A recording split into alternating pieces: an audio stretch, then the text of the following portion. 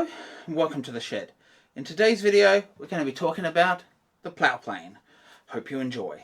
What we're going to do here today, just like in my other introduction videos, is we're going to have a close look at the tool, we're going to have a look at the parts, I'll show you how it operates, and then we'll go ahead and actually use it to do what a plough plane is supposed to do, and that is to make grooves. So let's jump down here and we'll get into the parts. So just before we jump into the parts, I just wanted to show you, this is the one that you'd probably see the most. This is a record 044, and this is a standard sort of small metal plough plane. Now the parts on this one here, which is a wooden one, which is probably at least 100 years old, is almost the same. There's not too much difference. Obviously we have wood, we have little wedges here, but we still have our rods, our fence, and all the other parts. So what I'm going to do is we're going to talk through the metal one, because that's the most common one that you guys are probably going to get a hold of. But just know, there's no difference. The parts are really the same. The operation is slightly different, and I might jump into that and just cover that once we've gone through the metal plane. This is a record, and it's a 044. Or sometimes I've heard people say it's just a 44, but 044 is the number on here, so that's what it is. So we can see that this one has a handle. Some of them just have a little loop of metal here and no handle, but I like this style because it does have the handle. It's a little more comfortable to hold and grip and use. So we obviously have the main body, which is in through here, and that's where the blade is housed, inside here. So we have a depth adjustment here. So this is a stop that we can adjust just by turning this little thumb screw, and we can adjust how deep our groove is going to be using that. Then we want to turn around this side, and we have our fence here. That fence is on here, so we adjust these two screws that move on these little rods here, and then we can move the fence in and out and determine how far from the edge of the board our groove goes. Now, one other thing that you will notice on this is we have this little cutout in the back of the fence here, and that's so when you have your blade just below the skate here, which you need to get the clearance to take a cut, you're not actually going to hit it with the fence if you're doing something very narrow, or if you've got a wider blade, you're not going to actually hit the fence with it and damage your cutting edge. So that's a quite important feature, and it does a good job. The other thing that you can have with these is these little rods that the fence moves on. We can undo these screws here and actually put in longer rods. Let me take off this fence and we can show you what's going on with the blade assembly here. So first of all, we have our little lever cap here. Now this is a special little lever cap. It's not actually attached to the plane. It just cams off this piece here. So when that's pushed in here,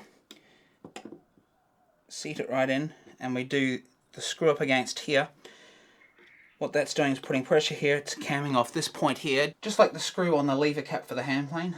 This point just here is camming it, and so when we put tension here, it rocks off this and it puts pressure down on the blade just here and helps to wedge it in this way back against the bedding part for the blade. Then we have this little screw here. What that's doing is actually clamping the blade in here and putting pressure against it this way, so it doesn't sort of move out. It actually holds it and stops it from wanting to twist or cam out when you're using it. So if I just show you, so we can see, we release that and the blade will come out. And so it's just a very, let's see if I can show you this. It's just a very simple little threaded screw that just runs in just here and clamps onto it. So that doesn't necessarily have to be done up tight, but it's done up firm, and once you've got everything locked in, it is a good idea to actually lock that down to stop it moving. And then we have these ridges on the blade here, right? These ridges go into this little screw system just here, which you can adjust once it's in place using a screwdriver in the slot on the top, and that moves the blade in and out like that. And then of course we have the blade itself, and we do have different thicknesses of blades as usual. For this particular style I only have this one blade because I've found it difficult to find the blades that actually have these little slots, which is fine. In the case here, this blade is, I believe it is 6mm, and that's a fairly common ploughing size for the bottom of a drawer or a tray, so this blade actually does a pretty good job. And if you had to get replacements, you could actually remove that threaded system on the top and probably just rely on manually moving the blade, but you're going to have a little more control using something like this. But now that we've covered all the parts, let's get back down here and I'll show you exactly how we operate it. Obviously we have no threaded piece here, so this is a manual operation. So you'll work out what it is, so we'll loosen this off, get our depth here. Alright, this is 6mm in this case, and we lock that down nice and tight because we don't want this to move. So when we're in the operation of using it, this is all we're relying on. So as it comes down and it bottoms out and we don't take a cut, it's because it's resting this entire skate and it'll be holding up on this depth stop, which is pretty standard. That's how a depth stop works. We want to adjust our fence for how far in we want that blade to sit. So in this case, and a lot of the time, you might have, I don't know, let's say 10mm in this case. When we're adjusting this for 10mm, we're going from this side of the blade here. So this will be obviously the far side. So any measurements that we take need to be to that inside of the blade. So we've got 10mm there, and then you make sure that these are locked down nice and tight. Now with this style, because the rods are actually fixed and there's no rotation, it's pretty difficult for that fence to be skewed in there at all. So it's always going to be pretty much parallel. But you do want to double check, and if you need to, make the adjustment, lock it back down, making sure that that fence is parallel. Because in the event that it's not parallel, then obviously your groove's going to be a little bit off and it's not going to work as well as it should. Now there's one last thing that I should mention on this. We actually have two little holes on the side of the fence here, so you can see them just here and here. Now what that allows us to do is if we want to add a wooden fence onto this, just in case our metal's marring it or something like that. I haven't had too many problems, and generally with grooves they're hidden on the back of a cabinet or the bottom of a drawer, so you're not really going to notice any little bit of damage if it does cause any. This one, I've not had a problem with it causing damage. However, it is good to know that you can add a wooden fence to this if you really needed to. So now that we've done that, we obviously want to loosen our lever cap here, and then we want to adjust our depth using the threaded screw here.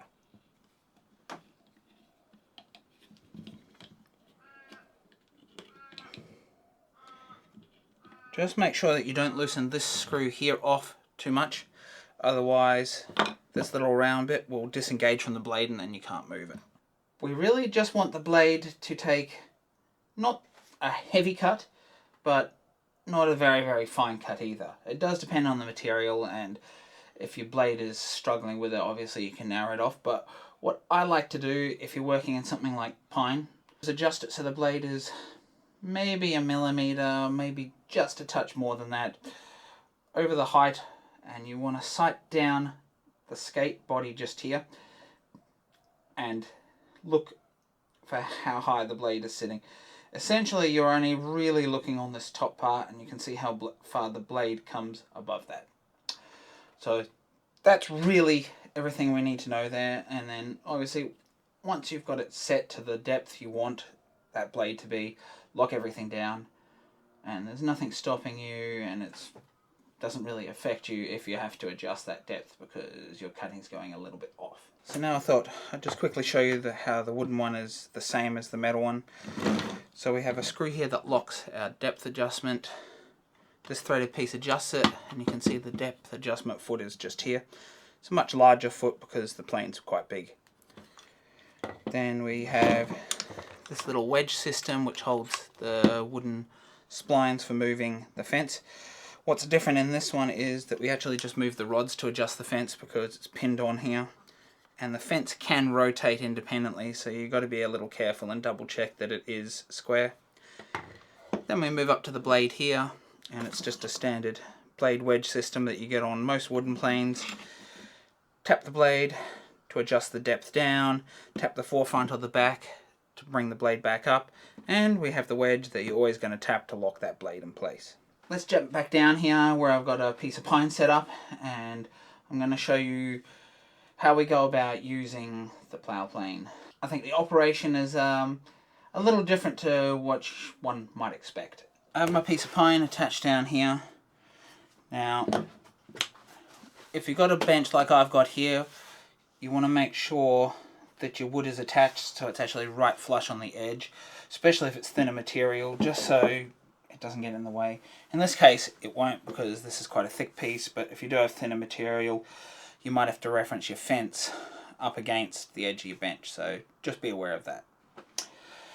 So in order to do this, you also want to make sure when you're coming through that if you hold it down here that nothing gets in the way of any of the rods or anything here. So in this case it's not going to be a problem for me, I don't think. As I get down to depth I might have a little bit of issue here and I might have to move this. So just these things that you just got to think about and, you know, deal with. So we're obviously going to put our groove, in this case, along this edge here. So you want this bottom here as a reference in order to have your fence make a nice, clean and referenced square groove. And parallel as well. So this edge that you're running your fence against has to be referenced. Even if the top edges you reference, you'll have to reference this one off that same edge to ensure it's going to be correct. So for those of you that are familiar with a bench plane but not a plough plane, might think that you start down this end and we just push in and we start pushing. Now that won't work with this. So what we have to do is we start up this end here, and this is where I said it might not be quite as counterintuitive as you think. So we start up this end, and as we're holding it, you want to put pressure on your fence to ensure that this references correctly, and then you go right up to the edge, maybe 5 mil off the edge, and make your first push. Then move back a little bit further. So you see how I'm getting stuck here? That means that I have to let my blade off a bit. I've got it a little too deep. So I'm just going to turn it quarter of a turn, and then we'll come back and see what's going on. So it's still getting a little stuck, so I just need to let it off a little bit more. Don't forget to lock it back down. Now I'm going to come back up to this end. So now I've got my depth adjusted. I can see that I'm actually taking a much smoother cut. So we slowly want to move our work back.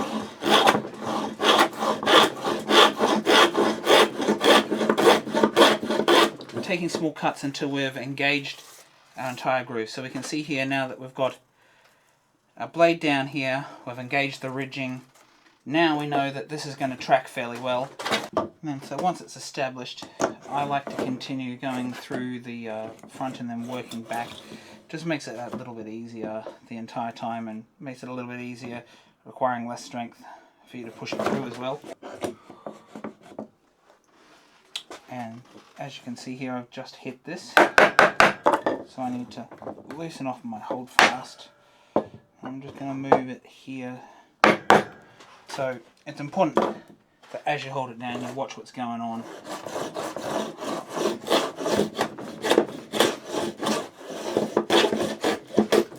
And then the last little bit that I do is concentrate just on this back end to ensure we get that down. And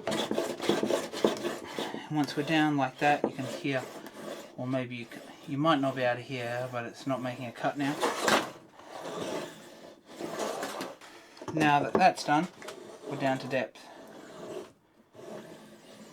And you can see that that only took a matter of minutes to do. There you have it, folks. As you can see, it's a fairly quick and easy process to use something like a plough plane once you understand how it works and how to use it. And I think the big beauty of something like this plough plane being used in the workshop is it's quite a small tool, it's fairly easy to store, and also it just speeds that process up.